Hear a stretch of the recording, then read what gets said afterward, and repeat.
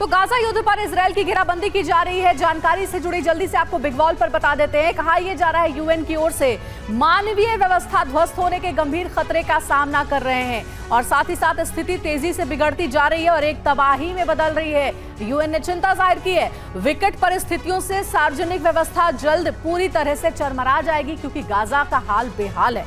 आने वाले समय में सीमित मानवीय सहायता भी असंभव हो जाएगी, मदद नहीं पहुंचाई जा सकेगी। महामारी जैसी बीमारियां, पड़ोसी देशों में बड़े पैमाने पर विस्थापन का डर भी है। ये चुनौतियां इस वक्त है इस युद्ध के बीच में और सबसे ज्यादा गाजा में तबाही देखने को मिल रही है। देखिए, जमीन से पाताल तक हमास को जड़ से उखाड़ फेंकने के लिए डबल फ्रंट से प्रहार किया जा रहा है।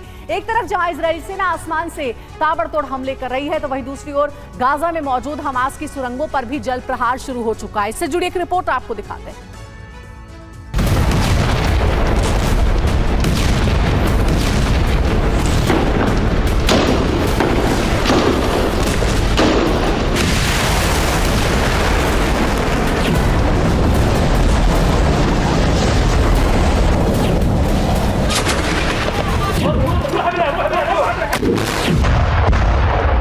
पहले आसमान से गाजा की सरजमी का भीषण बारूदी अटैक से संघार,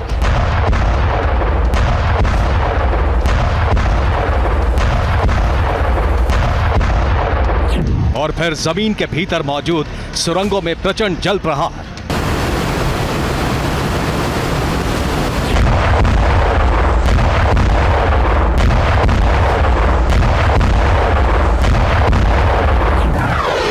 जी हां, जमीन से लेकर पाताल तक हमास को जड़ से उखाड़ फेंकने की रणनीति युद्ध स्तर पर जारी है।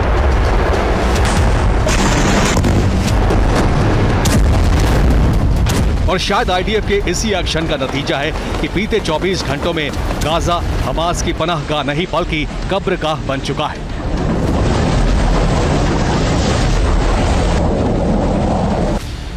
क्योंकि खान यूनिस और जबालिया में आईडीएफ ने ताबड़तोड़ एयर स्ट्राइक की, वहीं गाजा में मौजूद सुरंगों में इजराइल ने समंदर का पानी भी छोड़ा। इजराइल के इसी एक्शन के चलते हमास के 109 लड़ाके मारे गए, जबकि 24 घंटे के भीतर हमास के 4 टॉप कमांडर्स की मौत की खबर है।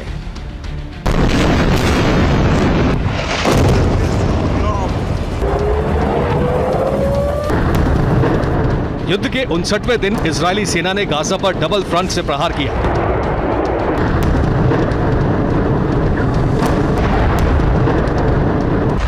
एक तरफ उत्तरी गाजा के जबालिया इलाके और दक्षिणी गाजा के खान यूनिस में विध्वंसक स्ट्राइक की, हमास के ठिकानों, हेडक्वार्टर और वेयरहाउस को तबाह किया। वहीं दूसरी तरफ आईडीएफ ने बिना किसी को भनक लगे ऑपरेशन सी वाटर का आगाज कर दिया।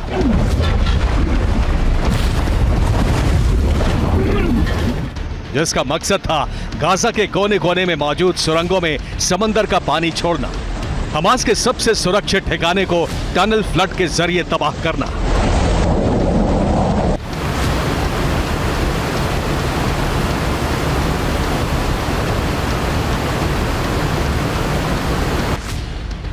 तक यह आशंका जताई जा रही थी कि किसी भी वक्त इजरायली सेना हमास की सुरंगों में जल प्रहार कर सकती है, समंदर के खारे पानी से सैलाब ला सकती है। हालांकि बाइडेन इजरायल के इस फैसले के खिलाफ थे। बावजूद इसके आईडीएफ ने बीती रात हमास की सुरंगों में तेज रफ्तार से पानी छोड़ दिया, जिसका सबूत है गाजा से सामने आई ये तस्वीरें जिसे हमास ने जारी किया है।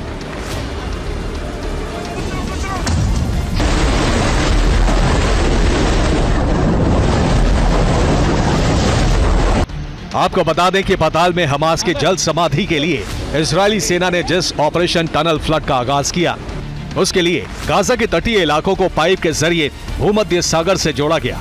मशीनों के जरिए पानी के पाइप को हमास के सुरंगों तक पहुंचाया गया। जैसे ही सुरंगों के एंट्री पॉइंट पर बड़े बड़े पाइपों की फिटिंग हुई, आईडीएफ ने समंदर का पानी प्रचंड वेग से हमास की सुरंगों में छोड़ दिया।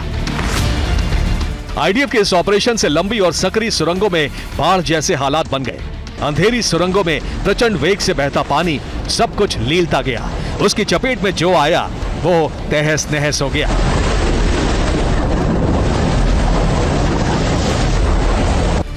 अब सवाल यह है कि अमेरिका के इनकार के बाद भी इजरायल ने हमास की सुरंगों में पानी क्यों छोड़ा। तो इसकी वजह है गाजा में मौजूद एक सुरंग के भीतर से सामने आया ये वीडियो। ये शख्स हमास का टॉप कमांडर है, हमास की नॉर्दर्न ब्रिगेड का डिप्टी चीफ है। नाम है वाइल रजाब, जो चंद रोज पर सुरंगों में देखा गया। बस फिर क्या, हमास के डिप्टी चीफ कमांडर की लोकेशन ट्रेस होते ही आईडीएफ ने सुरंग के भीतर समंदर का पानी छोड़ दिया ताकि हमास के टॉप कमांडर और उसके साथियों की मौत हो। वहीं दूसरी तरफ खान यूनिस और जबालिया में आईडीएफ के लड़ाकू विमानों की एयर स्ट्राइक जारी रही।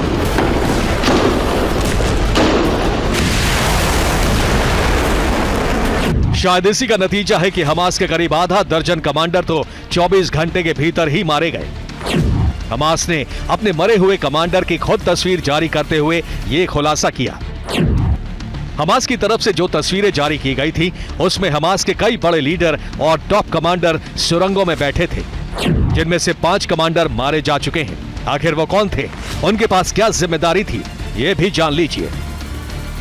असम अबू रकबा एरियल डिवीजन का प्रमुख, Rafat Salman 8 battalion commander, Ahmed Al Khandour northern brigade commander, Wael Rajab deputy northern brigade commander, Ibrahim Al Biyari commander central Jabalia battalion. Hamas के कमांडरों की सुरंगों में मौजूदगी वाली यह तस्वीर इजराइल के लिए बड़ा क्लू साबित हुई। लिहाजा इजराइल ने बिना देर किए सुरंगों में पानी छोड़ा और वहीं दूसरी तरफ खान यूनिस और जबालिया में बम बरसाए।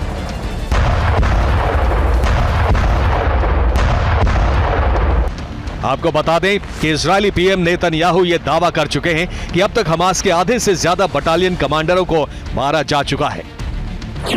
ערב טוב, אזרחי ישראל.